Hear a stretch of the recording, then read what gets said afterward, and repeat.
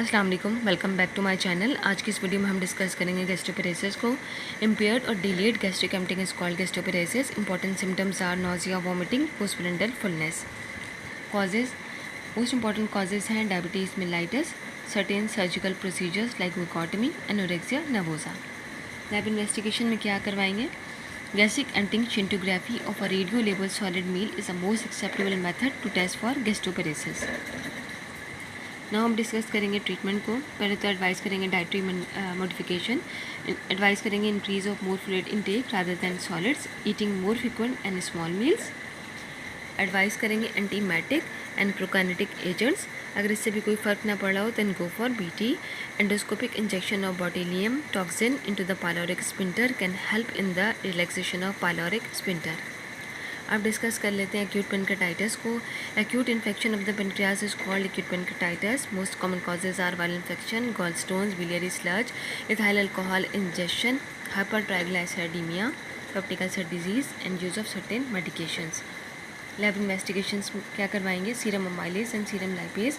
Serum amylase जो है वो स्पेसिफिक है टू पेनक्रियास, क्योंकि लाइपेज जो हमारे स्लाइवा में प्रेजेंट होता है। अगर लाइपेज अमाइलेज के साथ प्रेजेंट है तो इसका मतलब इसका पेनक्रेटिक ओरिजिन है। अमाइलेज जो है वो डिसअपियर हो जाता है आफ्टर 48 to 72 आवर्स, लेकिन सीरम लाइपेज जो है वो डिसअपियर होता है आफ्टर 14 डेज। इसके साथ साथ ल्यूकोसाइटोसिस प्रेजेंट होगा। अगर ल्यूकोसाइट्स मोर देन 20,000 जो है वो इंक्रीज़ हैं तो इसका मतलब ये सीवियर डिजीज़ है। इसके साथ साथ हम कराएंगे इन्वेस्टिगेशंस में एब्डोमिनल अल्ट्रासाउंड कराएंगे और ERCP जो है वो गोल्ड स्टैंडर्ड मेथड है वो the diagnosis of bile and pancreas, लेकिन ये इन्वेजिव है और इसके साथ साथ इसकी सर्टेन कॉम्प्लिकेशंस हैं, जबकि एब्डोमिनल अल्ट्रासाउंड जो है वो नॉन इन्वेजिव है। मैनेजमेंट क्या करेंगे?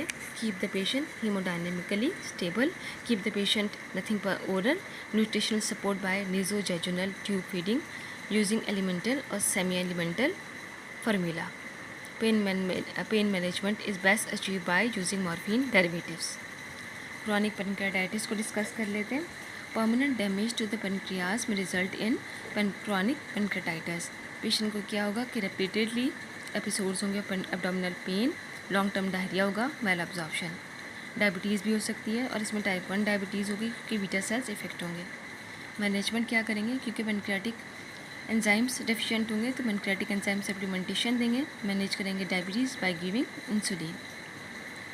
क्रॉनिक पेनक्रेटाइटिस की कॉम्प्लिकेशंस में क्या आ जाता है? Pseudocyst, abscess formation, fistula formation between the pseudocyst and gut, pancreatic ascites हो सकती है, मेसेंट्रिक वेनस थ्रोम्बस फॉर्म हो सकता है।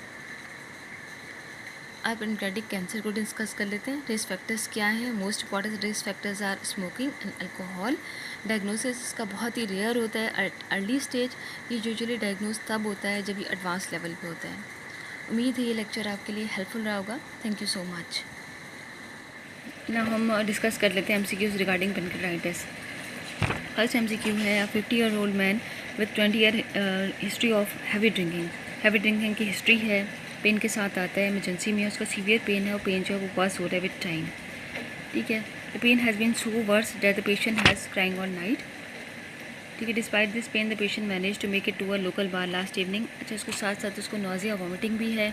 The pain is describe as constant pain है, burning in nature and seems to go back. ठीक है, pen जो है वो रेडिएट कर रहा है बैक पे। On examination you look a man who looks much older than his stated age, he looks pale and slightly diaphoretic. आप जब एग्जामिन करते हो तो you clearly smell alcohol on his breath. The patient blood pressure is 90-70, respiration rate is 20 breaths per minute और pulse उसकी 100 beats per minute. Examination of his heart lung normal. ठीक है, tenderness होती है एपिगैस्ट्रिक रीजन में along with guarding, the bowel sound are slightly damaged. There is also sensation of fullness present in epigastric area, no other abnormalities are present. अच्छा, first MCQ है, the DD क्या बनाएंगे? All of the above, acute pancreatitis, gastritis, perforated pelvic ulcer and acute cholecystitis. Second है, all of the following test should be ordered except CBC advice करेंगे, serum amylase lipase advice करेंगे, CT scan of the abdomen with contrast नहीं advice करेंगे, comprehensive metabolic panel and EBGs, arterial blood gases, इसमें सीर होंगे। Diagnosis of acute pancreatitis is made by the presence of 2 out of 3 Which of the following is not a diagnostic criteria of acute pancreatitis? इसमें D है plain radiograph. Fourth है patient with acute pancreatitis sometimes with bruising around umbilicus and flank. This is because of retroperitoneal bleeding. Fullness in the epigastric region and a palpable mass in this patient are likely attributable to pancreatic schistocyst formation. Which of the following etiological factor is the most common cause of acute pancreatitis? तो all है all of gallstones, dehydration, hypertriglyceridemia, pancreatic adenocarcinoma, all of the above. The treatment of this condition include all of the following except intravenous H2 receptor blockers. ठीक है, इसी treatment में इसकी कोई ज़रूरत नहीं है H2 receptor blocker देने की. Now 8. In approximately 2/3 of the patient with this disease, a plain film of the abdomen is abnormal. Which of the following abnormalities in this plain film most likely to show? A. A sentinel tube. Complication of the condition described here include all of the following except ascites हो सकती है, pleural effusion हो सकता है, pancreatic necrosis, pseudocyst formation, membranous enterocolitis नहीं हो सकता. अब हम डिस्कस कर लेते हैं MCQs रिगार्डिंग पेनक्रियाटिक कार्सिनोमा. अब हम डिस्कस करेंगे MCQ regarding pancreatic carcinoma. A 62-year-old man comes to your office for third opinion.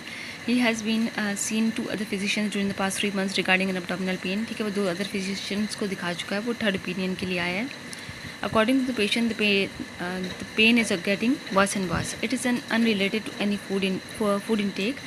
That the patient has been significantly anorexic since the pain developed. The first physician told him that he has irritable bowel syndrome, and the second physician told him that the pain was a psychoneurotic pain. Basically, sir, that means it is all in your head. The patient tells you that he was very disappointed with 2 physicians, especially because the first one has been his family doctor for more than 15 years. You decide to spend your time today on a focus history. The most important information you gather is the patient has lost 20 pounds in 3 months. The pain is constant. The patient has never had abdominal pain before. The patient mood has definitely changed during this period. In fact, the first symptom was depression even before pain started. And the pain is central pain radiating through to the back, dull and aching in nature, and described as a 7/10 in terms of severity. On examination, the patient looks unwell. You cannot describe it more clearly than that. He just looks unwell. There is no clinical evidence of anemia, jaundice or cyanosis. Examination of the abdomen reveals some tenderness in the mid-abdominal region. The liver edge is felt 2 cm below the right costal margin. ठीक है, D क्या होगी? The differential diagnosis in this patient will include all except which of the following. IBS के अलावा, IBS इसको नहीं सकता. If you could order only one investigation at this time, which one of the following would you order? Dual phase helical CT scan of the abdomen. Now third, the appropriate investigation is ordered. What is the sensitivity of this investigation in the disorder described? 95%. Which of the following statement regarding the relationship between this patient depressive symptoms and his abdominal symptom is correct? The abdominal symptoms are directly related to depression. The patient has had planned a vacation for the week. After the investigation was performed, you persuaded him to return to your office. When he returns for his vacation in 6 weeks for further evaluation, you encourage him to take his vacation because of your suspicion regarding this disease. However, before he leaves for his vacation, you must provide the patient with one other treatment. What is the single most important treatment to be undertaken at this time? Is none of the above. कोई भी treatment नहीं देंगे. 6. Cancer patient is extremely important medical problem. Which of the following statement regarding the management of cancer pain in US is true? C. The undertreatment of cancer pain is much more of a problem than overtreatment of the cancer pain in US. The patient returns to your office in 6 weeks after an overseas tour. Because of his therapy, he was able to enjoy most of his holidays. 3 days ago, his pain become acutely worse. The patient now appears jaundiced. he has lost another 50 pounds and there is a palpable mass in the periumbilical region. The investigation performed earlier is repeated and a mass measuring 6.5 is now seen in the appreciate region. At this time, what should you do? Explore with a surgeon possibility, begin aggressive radiotherapy, begin high dose prednisolone, explore with the none of the above. What is the most clearly established risk factor for this disease is cigarette smoking. With respect to the molecular biology of this disease, which of the following statement is true? C. The CA19-9 and CEA markers may help confirm the diagnosis in symptomatic patients. 10. A patient with this disease will demonstrate which of the following physical symptoms? B and C. Increased pain when assuming the supine position, decreased pain with flexion of the spine. उम्मीद है MCQs आपके लिए helpful रहे होंगे. Thank you so much.